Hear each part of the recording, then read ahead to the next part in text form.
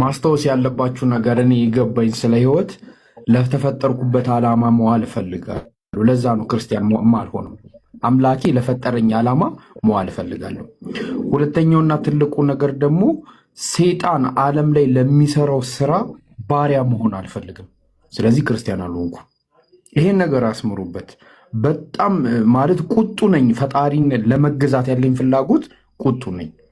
ታዲያ እኛ ሰይጣንን እንድንገዛ የሆኑ ሰዎች ሰብስበው ይሄ መርዝን በሚያምር ብልቃጥ ሊያጠጡ ለመኮር ሰዎች እኔ ባሪያ መሆን ስለማልፈልግ ነው ክርስቲያን በፍጹም ማለት ነው። ሰዎች ቁጭ ብለው በሚያምር ሁኔታ በማይገባ መልኩ ሰዎችን ሊያሳብ እርስ በርስ ያጨቃጭቅ በማይገባ መልኩ የሰጡን ኪኒን ነው ክርስትና ሃይማኖት። ክርስትና ሃይማኖት ማለት የዓለማቱን ጌታ ከየትኛው ምድራዊ ኃይል በላይ የሚቃወም ትልቁ መጥፎ መሳሪያ ነው። ለዚህ ነው ክርስቲያን ያልሆንኩት። ክርስቲያን ያልሆንኩት ለዚህ ነው። ለአምላክ መገዛት እፈልጋለሁ። ለፈጠርኩበት ዓላማ መዋል እፈልጋለሁ። እዛ ሴት እና በብዙ ማጣት ውስጥ ማግኘታችንን አስበን እስቲል ነው ሰልመን እስልምና ላይ የቆየ ነው። በዱንያ የምናገኛቸው ነገሮች በአሂራ ከምናገኛቸው ነገሮች ኦቪየስ ላይ አይበልጡ እና ሁላችሁም ተነሱ ለተፈጠራችሁበት ዓላማ ለመዋል እና ለተፈጠራችሁበት ዓላማ የምትሉበት መንገድና ቦታ ደግሞ ዲነል ኢስላም ብቻ ነው። ኢንሻአላህ። እሺ ማሂር አለ ጀዛከላ ኸይር ጃ። እሺ ማሂር አለ አላሁ ሐቢቢ። እሺ ቀጥል። ኦኬ ክርስቲያን ማልሆንበት የመጀመሪያውና ትልቁ ምክንያት ፍጡር ላለማምለክ ነው። ለአምላኩ ባሪያ የሆነን ፍጡር አላመልክም ነው። ኢየሱስ ክርስቶስ ሲናገር መጽሐፈ ምሳሌ ምዕራፍ 8 ቁጥር 22 ላይ ፈጠረን እግዚእ መቅድመ ተግባሩ፣ ከቀድሞ ስራ አስቀድሞ አምላክ የፈጠረኝ ይላል። አምላኩ የፈጠረው ለአምላኩ ባሪያ የሆነን ፍጡር አላመልክም። ፍጡር ፈጣሪ ሊሆን አይችልም ነው። ፍጡር ፈጣሪ ሊሆን አይችልም። የመጀመሪያው ነገር ይሄ ነው። ሌላኛው ነገር ደግሞ ይሄ የሚመለከው አካል ለራሱ ኢየሱስ ክርስቶስ የተባለው ከአምላክ ህልውናን ከአምላክ የሚያገኝ መሆን ነው። አምላክ ህይወት የሰጠው መሆን ነው። አምላክ ህይወት ሰጥቶታል።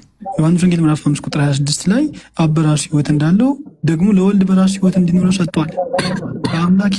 ከአምላክ ህይወት የሚቀበል ከአምላክ መኖርን የሚፈልግን አካል አላመልክም። የመጀመሪያው ነገር።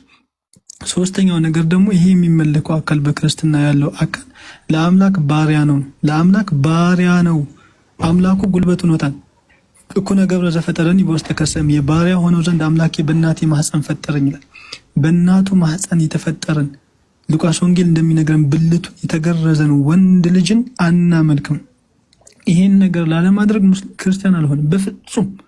አምላክ በማህፀን የፈጠረው ለአምላኩ ባሪያ የሆነ አምላኩ ጉልበት የሆነው ኢሳያስ እንደሚናገረው አምላኩ ጉልበት የሆነው በማህፀን የተፈጠረን ፍጡር አናመልክም። በዚህ ምክንያት ብቻ ክርስቲያን አልሆነም። ይህንን ነገር ደግሞ ሲያብራራው ኤፌሶን ምዕራፍ 4 ቁጥር 24 ላይ በእግዚአብሔር አምሳል የተፈጠረውን አዲሱን ሰው ልበሱት ይላል። አዲሱን ሰው በእግዚአብሔር አምሳል የተፈጠረውን ፍጡር ቢላህ አለይኩም ህሊና ያለው ሰው ፍጡር አያመልክም። ሰማይና ምድርን የፈጠረ አምላክ ከሰማይ ወርዶ እንጨት ጠራቢ ሆኖ አይመለክም። ይሄንን ላለማምለክ ክርስቲያን አንሆን። ይሄ ነው ሐሳቤ። እሺ ጀዛከላ ኸይር አላህ ይቀበልህ ማሂር። አይ ቲንክ ሻሃዳ የሚለውን ልጅ ቅድም አስገቡት። እሺ ዋንጋርድ ነው ኤጋርድ ምናምን የሚለው አካውንት። እሺ ማን የቀረው? የቀረ ሰው ይላል አሁን ሎስት። ኦኬ ጄክ ቀጥለው። አጣሁት እኮ እዚህ ከላይ ነው ሄደ ነው ልክ። እሺ እና ምንድነው የመጀመሪያው አምላክ እንዲህ ነው አይደለም ከማለት በፊት የሚጀምረው ሁላችንም የተቀበልናቸው ነቢያቶችን አስመልክቶ ነው። ያ ነብይ እውነተኛ ነብይ ነው ወይንም ደግሞ ትክክለኛ መልእክተኛ ነው አይደለም የሚለው ነው። የብሮ ደቂቃ አልተሰጠኝ መሰለኝ። ያው አለ እኔ ጋር። እሺ ያን አስመልክቶ የባይብል ነቢያቶችን ከተመለከትን ለምሳሌ ዳዊትን መውሰድ እንችላለን። ዳዊት ምን አይነት አካል ነበረ የሚለውን ከተመለከትን ከእግዚአብሔር ትእዛዝ የማይወጣ ሰው ነበረ። መጽሐፈ ነገሥት ቀዳማዊ ላይ ምዕራፍ 15 ቁጥር 5 ላይ ዳዊት በዘመኑ ሁሉ በእግዚአብሔር ፊት ቅን ነገር አድርጎ ነበርና ካዘዘውም ነገር ሁሉ ፈቀቅ አላለም ነበርና ይላል። ነገር ግን ይህንን የእግዚአብሔር ትእዛዝ እንደማይጠስ ከነገረም በኋላ ግን በሌሎች ቦታዎች ላይ ዳዊት ነብይ ነበር። የሐዋርያት ሥራ ምዕራፍ 2 ቁጥር 30 ላይ ነብይ ስለሆነ ተብሎ ተገልጿል። ነገር ግን በሚገርም ሁኔታ ግን ዝሙት የፈጸመ አካል ነው። ለምሳሌ መጽሐፈ ሳሙኤል ምዕራፍ 11 ቁጥር 4 እና 5 ብንመለከት ዳዊት መልእክተኞች ልኮ አስመጥቶ ወደ እርሱም ገባች ይልና ከርኩሰትም ነጽታ ነበርና ከእርሷ ጋር ግን ተኛ ይላል። ከሴት ጋር የሚተኛ ዝሙተኛ የሆነ አካል ከአምላክ መልእክት እየመጣለት ነው ብዬ ልቀበል አልችልም። ይሄ አእምሮ ሊቀበለው አይችልም። ሌላኛው አምላክ የተገለጸበት መንገድ ነው። አምላክ ኦሪት ዘጸአት ምዕራፍ 11 ቁጥር 17 ላይ የሚተነፈስ መሆኑ ተነግሮናል። ለምሳሌ ትንሽ ለመመልከት አክል ይህ አምላክ የሚተነፈስ መሆኑን ነው የተነገረው። የሚተነፈስን አምላክ ግን እንዴት ነው በዚህ መልኩ ሊገለጽ እንዲቻል የሚለውን ነገር ሊቀበለው አልችልም፣ ላምነውም አልችልም። የሚተነፈስን አካል ላመልክ አልችልም። ለምሳሌ ያው ተነፈሰ ይላል፣ ልቀበለው አልችልም። ሌላኛው ራሱን ለማጥፋት ሞክረዋል።